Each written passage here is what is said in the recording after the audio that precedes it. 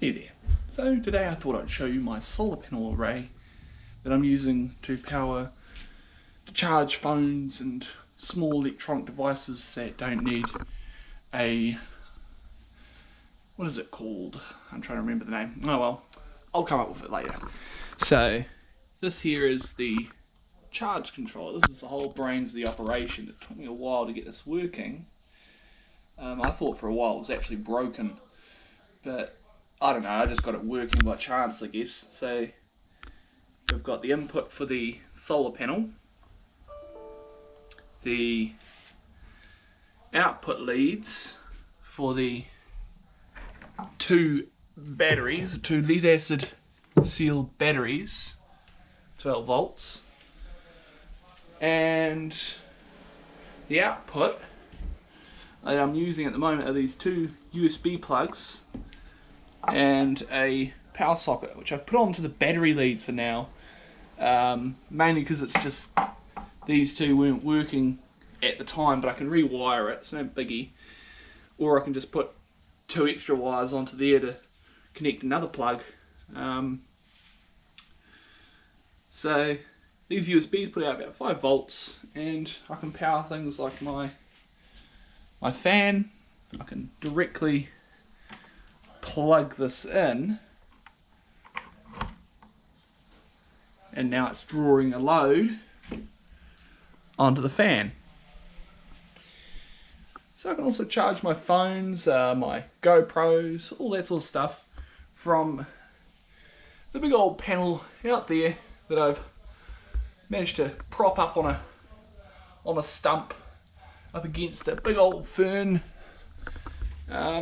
Yeah. So that's just one of the other hobbies that I do. It's a very simple setup.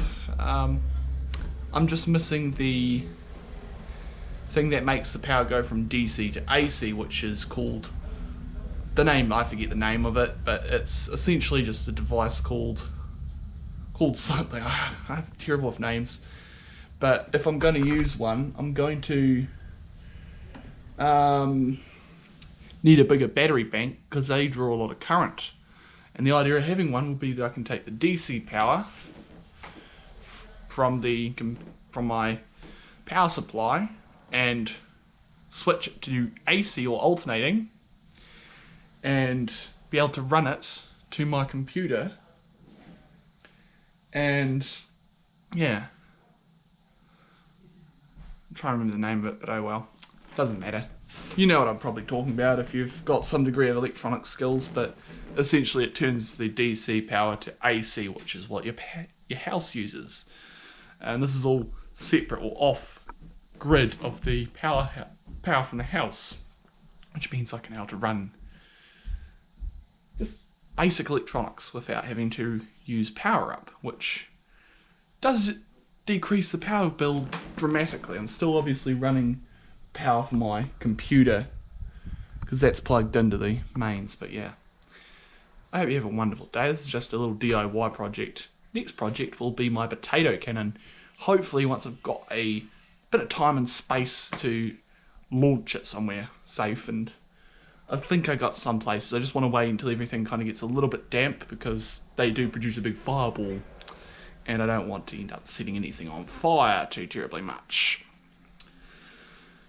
Yeah, I hope you have a wonderful day and have a good one. Stay cool, stay cute, stay fluffy.